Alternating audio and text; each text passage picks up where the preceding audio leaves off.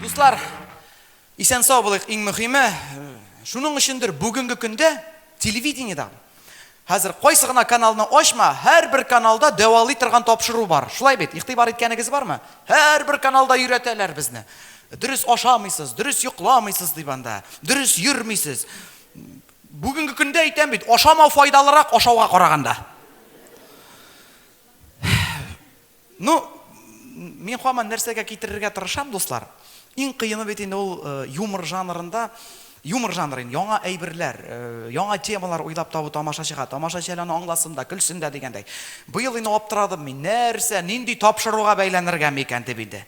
Хәтерлисездер инде, заманында башваткычка пародия эшләгән идем. Әлдә өлгердем әле җавай табый алып барганда эшләргә. Хәзер җавай табый алып бармый бит. Хәзер бит инде Зиннур алып бара инде. Миңа калса җавай табый кызыгы, аның чыгышы гына теге ничектер үзе бер ям истәп тора иде. Зөлфәт тә молодец, аңа да бер сүзем юк. Тырыш егет. Бүтән әле теге безнең каналда, Яңа Гасыр каналында бәйләнерлек тапшырулар күрмим. Телевизор караганда юк шуннан. Дөресен әйткәндә, яңалыклардан кала. Сирәк карыйм телевизор, гел юлда дигәндәй. Быел җәй көне аптыраганда инде менә тамашачы нәрсә караганын беләсе килсә, әпәттеки әнигә шалтыратам инде. Әни, мин әйтәм, давай. Нәрсә карыйсың син? Дус кызларың нәрсә карый, мин әйтәм. Гомумән кеше нәрсә карый? Әни әйтеп бирде. Улым, без инде шул ОРТ каналына Жизнь Турованы карыйбыз ди. Елена Малышеваны инде. Дөрес сөйли ул хатын ди. Әни инде ул хатынга Аллага ышанган кебек ышана. Карап кара әле ди. Улым, синең бит инде аның эшегә башың әйбәт эшли. Карап кара әле шул передачаны. Бәлки кызык әйберләр уйлап табырсың ди. Мин инде дуслар карый башладым хәзер шушы Елена Малышеваның тапшыруларын. Сез караштыргалыйсызмы? Һәм дуслар шуны әйтәсе килә. Карадым да мин анда әллә нәрсә уйлап табасы да түгел. Ул үзе бер әзер юмористический тапшыру. Ул Малышева мин әйтәм, ярый сөйләп кенә калса ничек дәваланырга икәнен. Ул бит бүтән әйберне күрсәтергә ярата. Күргәнегез бардыр инде, манекеннар алып чыга ул. Гади тел белән шәйнәп каптыра инде тамашачыга теге. Кешегә һава каян керә, каян чыга, нигә керә, нигә чыга, кергәч нәрсә эшли ул анда. Бүтән тәртибен, процессын дигәндәй. Күп карадым дуслар. Бу аның тапшыруларының иң исем киткәне, бу иң рейтинговый тапшыруларның берсе булды. 2 ел элек чыккан иде бу. Бу турыда урыс артистлар да бик күп шаяртты инде, юмористлар. Хәзер менә өлкән яулыктан әбиләр утыралар, ятсыз әйбер сөйли диерләр инде, алдан гафу үтенәм. Миңа калса, беренче каналдан күрсәткәч, минем дә сөйләргә хакым бардыр инде бу турыда дип уйлыйм. Как-никак 28 яшь. Исем китте дуслар. Шанмасагыз кайтып интернеттан карарсыз. Күргәнне генә сөйлим әле, бер дә өстәмим. Нәрсә күргәнне сөйлим? Елена Малышева бүтән урыс христиан халкына сөннәткә утыртуның файдасы турында сөйләгән иде. Әле шундый мәҗбүри рәвештә обязательно кирәк. Динеңә карамастан бу иң мөһим әйберләрнең берсе дип.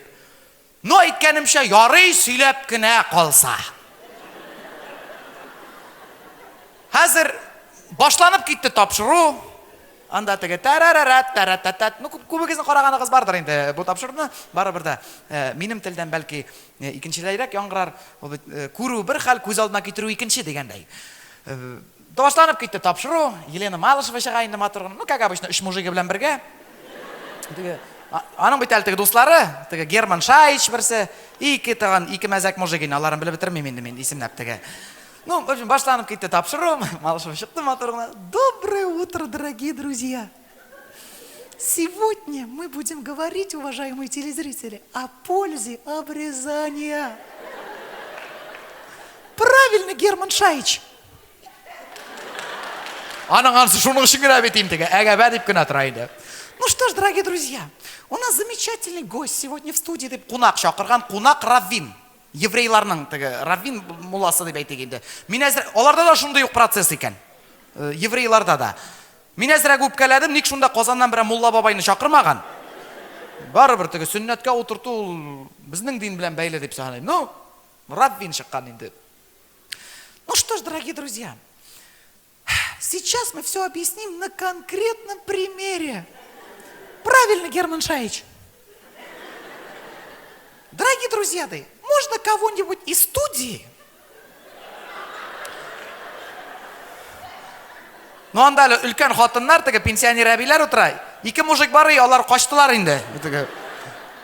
Можно кого-нибудь из студии, у кого длинный ворот кофточки инде? Дип бір хатын кыз тартып чыгарды. Кофтасының муены узун болган, хатын кыз тартып чыгарды. Мен вообще связь күрмим әле монда. Бір хатын кызны тартып чыгарды. Үзенең янына бастырды. Ну что ж, дорогие друзья, все объясним на конкретном примере. Дип, теге хатынның кофтасының муенын хәзер күтәрә башлады. Күтәрде, теге хатынның башы кофта эчендә калды. Ә бу шул кофтасының муенын инде озынайтып, башыннан төнәп тотты булай. Теге хатын бер капчык бәрәңгегә әйләнде. Ну, мин дуслар, тормоз инде, гафу итегез. Мин ярты сәгатьтән генә аңладым. Что бу хатын бөтенләй весь дип әйтик. Шул икән. Юк, аны уйлап табырга кирәк бит әле ничек тәкъдим итәргә. Аңлата башлады инде. Ну что ж, дорогие друзья, женщина, вам удобно? Сорый инде теге хатыннан. Теге хатынның бит мискинкәем, суларга һава юк. Нет, нет, дигән була инде. Вот, дорогие друзья, во-первых, представьте, уважаемые телезрители, что чувствует бедный мужчина.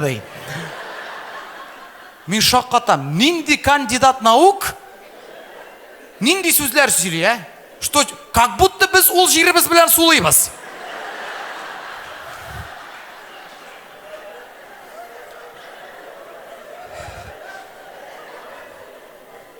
А во-вторых, когда нет обрезания, собирается очень много инфекций. Очень много инфекций собирается. Правильно, Герман Шаич? Инфекций много собирается. Дип, теге мискин хатынның кофтасының ишенә учлап конфетти тутыра башлады. Уч конфетти алды, төртә, тегедә бер уч конфетти алды, төртә, дип, кире башыннан төнәп тотты булай. А чтоб не было инфекции, надо сделать обязательное обрезание. Уважаемый гость, Равинган Дашаинде, покажите, пожалуйста, каким инструментом делается этот процесс-то инде? Равин мискинкәем в шоке, ник килгәнен үзе дә белмәй. Күзлекләр парланып чыккан теге, аптырап басып тора. Ну, конечно, мондай зур экземплярлар күргән юк. Теге Қолында құрал инде нәрсә белән эшләнә. Шуны күтәрер дә төшерде инде, шушында әйбер белән эшләнә дип инде. А Малышева инде теге, подержите, пожалуйста, Герман Шаич дип Герман Шаичка тоттырды теге кофтаның башын. Зур экземпляр булгач, инде Малышева алды зур садовый секатор. Һәм теге хатынның кофтасының башын шәше белән бергә кисеп алды. Кисеп алды да, что ж, дорогие друзья, у нас происходит? Кофтаның башын алды, кончик нам уже не нужен. Мы его утилизируем, дип куяды ыргытты шунда. А что самое главное происходит? Обратите внимание, дорогие зрители, смотрите, крайняя плоть отходит-ты. Кофтасын төшерә башлады әкренләп. Инфекция осыпается, дегенде конфеттины себе башлады. И видите, все чисто, стерильно, головка освобождается. Сәгать иртәнге 10 беренче каналдан шуны күрсәтәләр. Бу дуслар, мин бер нәрсә өстәмәдем. Нәрсә күргәнемне сөйләдем. Рәхмәт.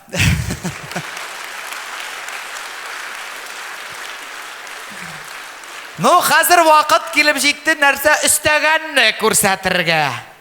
Үзегез белеп торасыз, фантазия шиксез. Мин әйтәм, әгәр дә безнең татар артистлары кунакка барган булса Елена Малышевага, ничегрәк күренер иде микән бу тапшыру? ничегрәк алар аңлашырлар иде икән. Менә бу турыда хәзер сезгә тәкъдим итәсе килә. Хөрмәтле тамашачылар, күз алдына китерегез, сез хәзер Казанда түгел, Мәскәүдә Жить здорово тапшыруның студиясында. Һәм сезнең алкышлар белән башлыйбыз.